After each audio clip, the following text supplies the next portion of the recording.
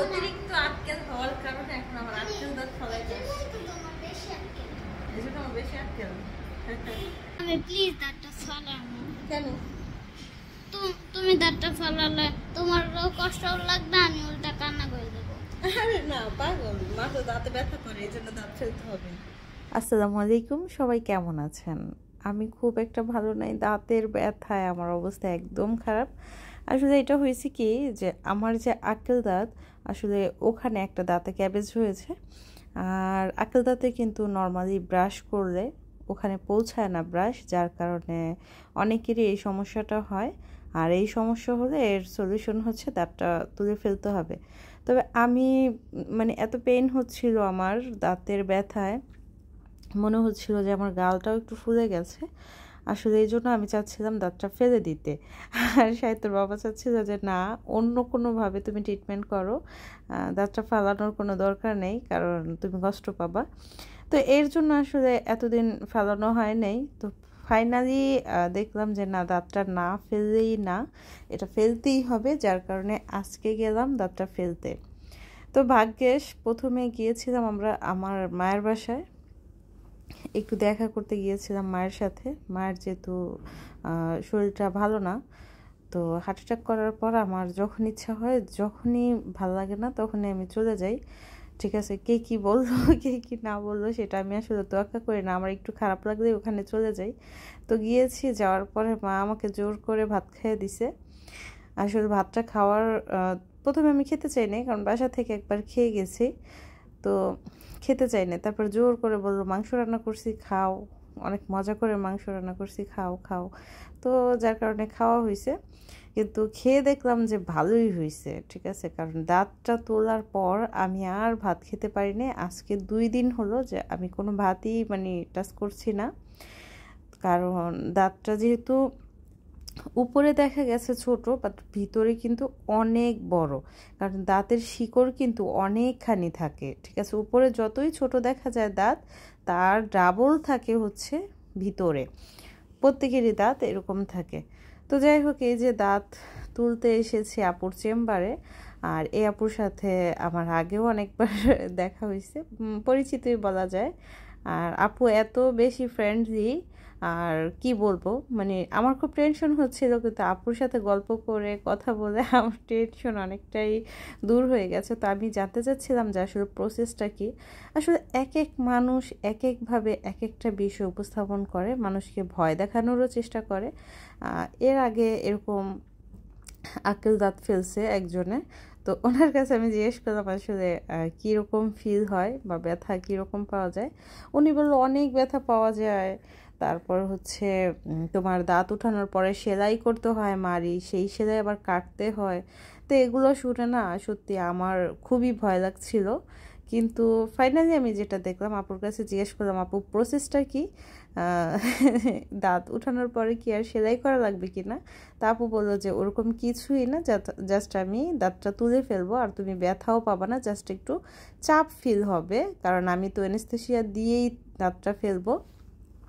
আর আপুর হাতের কাজ এত বেশি সূক্ষ্ম আর এত ভালো, আসলে কি বলবো, ওনার কথাই আসলে অনেক বেশি মিষ্টি, আর তার উপর কাজও অনেক ভালো, যার কারণে আমি দাঁতের কোনো সমস্যা হলে, আমার হোক সাহিত্যর হোক বা আমাদের ফ্যামিলির যারই হোক, আমি আপুর কাছেই যাই।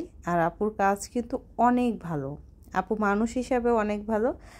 আর আপুর একটা বেবি আছে, মাশাআল্লাহ অনেক কিউট, মোস্ট অফ টাইম চেম্বারেই থাকে, কারণ বেবিটা যেহেতু অনেক ছোট, তো বেবিটাকে আমার এত ভালো লাগে, মাশাআল্লাহ। তো যাই হোক, এই যে দাঁত তুলছিল, আসলে ব্যথা পেয়েছিলাম শুধু যখন একটু অ্যানেস্থেসিয়া দিয়েছিল ঠিক তখন।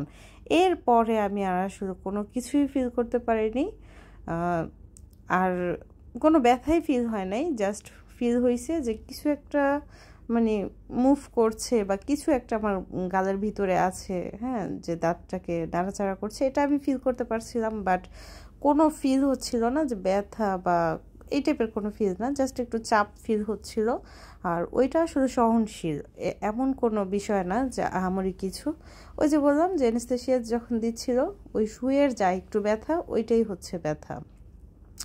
পরবর্তীতে যে ওষুধগুলো দেয় ওগুলো খেলে কিন্তু তেমন একটা ব্যথা ফিল হয় না, ফিল হয় পরবর্তীতে ফিল হয়, তবে অনেক জাহামরি একদম অসুস্থ হয়ে পড়ার মতো ঠিক ওরকম না। তো প্রসেসটা আমার কাছে মনে হয় যে ঠিক আছে, ইজি। তবে খাবার দাবারে একটু বাছবিচার আছে, সেটা হচ্ছে যে ঝাল খাবার, হ্যাঁ, বা উল্টাপাল্টা শক্ত খাবার এগুলো খাওয়া যাবে না। তো আমি আজকে 2 দিন ধরে ভাত খাচ্ছি না, জাস্ট সুজি রান্না করে দুধ দিয়ে সেটাই খাচ্ছি, বা পায়েস একদম সফট করে চালটাকে করে মানে গুঁড়ো করে তারপর হচ্ছে ওটাই রান্না করে ওটাই খাচ্ছি। কারণ দাঁত যেহেতু তোলা হয়েছে, ওখানে অনেক বড় একটা হোল হয়েছে, তো ওই ঘাটটা না শুকানো পর্যন্ত তো আসলে খাওয়া দাওয়া না করাই ভালো। আর ওখানে যদি আলাদা না করুক কোনোভাবে ইনফেকশন হয় সেটা কিন্তু সারতে অনেক ঝামেলার, তো এই জন্য আসলে খাওয়া দাওয়া অফ আছে। আর এই যে দাঁতটা দেখে আমার এত মায়া লাগছিল যে কি বলবো। আসলে অনেকের মতে যে যারা ঠিকঠাক মতো ব্রাশ করে না তাদের এই সমস্যা হয়, কিন্তু আসলে না।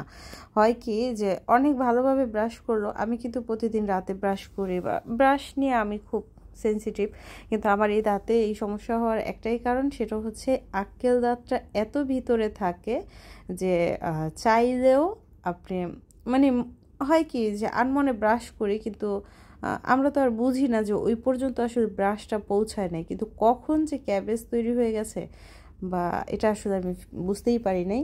কিন্তু যেটা হয়েছে, ক্যাবেজ হওয়ার কারণে আমার দাঁতটা অর্ধেক ভেঙে গেছে, আর ভেঙে যাওয়ার পরে যে অর্ধেক আছে ওটা অনেক বেশি ধারালো মনে হয়েছে, যার কারণে আমার খুব বেশি পেইন হইতো আমার। আর কিছু খেলেই ওখানে যে ঢুকে থাকতো, যেটা আরও বেশি পেইন দিত।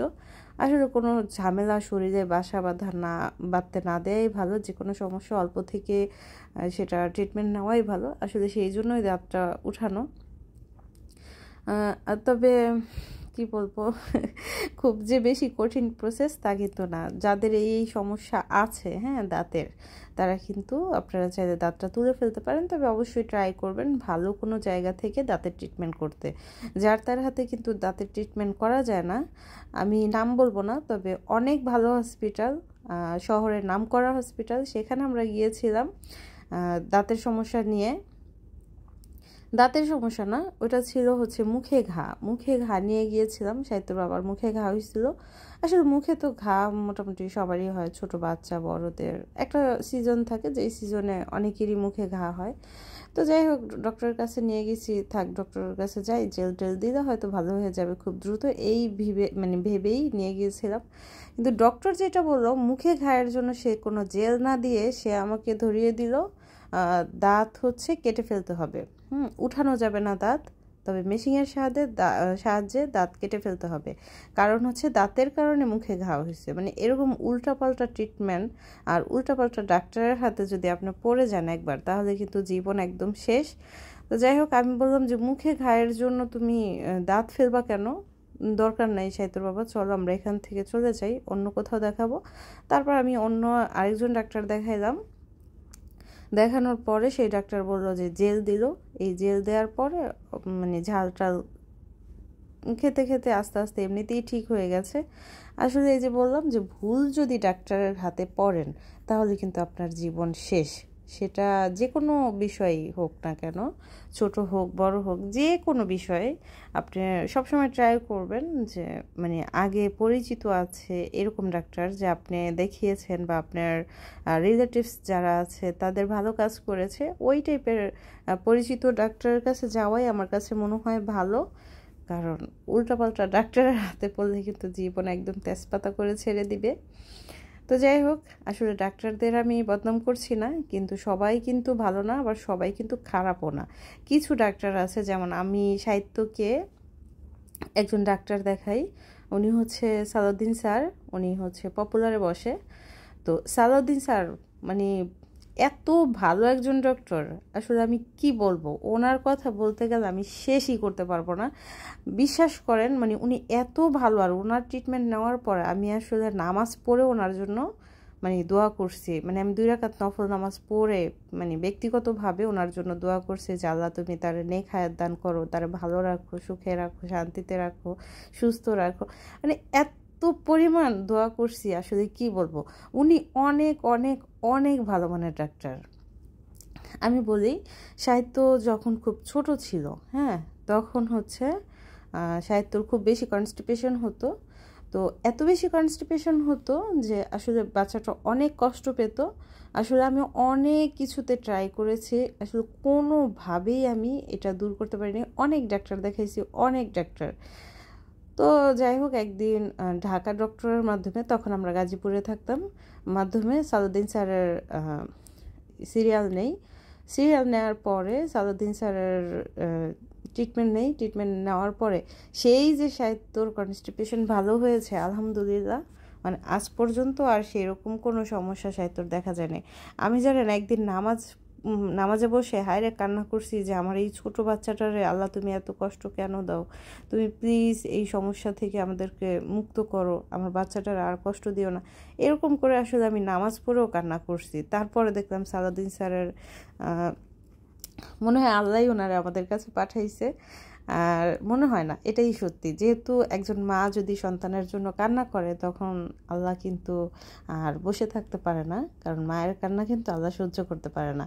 তো আমি যেহেতু আমার ছেলের জন্য কান্না করেছি নামাজ পড়ে, আর আল্লাহ পাক রব্বুল আলামিন তার অশেষ রহমতে সালাউদ্দিন স্যারকে যে কোনোভাবেই হোক আমাদের কাছে পাঠিয়েছে, আর ওনার মাধ্যমে আমার সাহিত্য সেই কনস্টিপেশন থেকে আলহামদুলিল্লাহ একদম পুরোপুরি ভালো হয়ে গেছে। তো এই জন্য বলবো যে আসলে ভালো একজন ডাক্তার অনেক বেশি ইম্পর্টেন্ট। আর রোগী কিন্তু ডক্টরের মুখের ভাষাও অনেকটা সুস্থ হয়ে যায়। কিছু ডাক্তার আছে যারা এত বেশি ফ্রেন্ডলি হয় যে ওনাদের কথাই মনে হয় কি যে মানে কোনো সমস্যাই না এটা।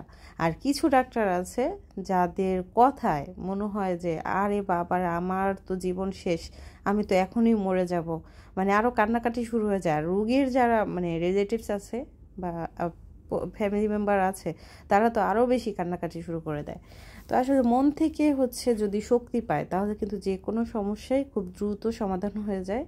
তো এই যে কথা বলতে বলতে যে আমার দাঁত উঠায় ফেলছে, আর ওই যে দেখেন ক্যাবেজ হয়েছে, একটা পাশ কিন্তু ভেঙে গেছে, যার কারণে অনেক বেশি পেইন হচ্ছিল, আর কিছু খেলেই ওই গর্তের ভিতরে ঢুকে থাকতো, যার কারণে এত বড় একটা ডিসিশন নিলাম যে দাঁতটা তুলেই ফেলবো, এটা রাখার কোনো ওয়ে নাই।